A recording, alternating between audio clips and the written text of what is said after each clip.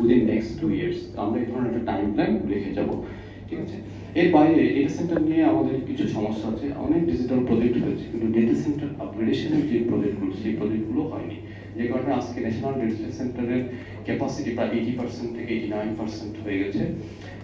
Capacity in terms of computing, in terms of storage and in terms of memory, সব কিছুর দিক থেকে capacity exhausted.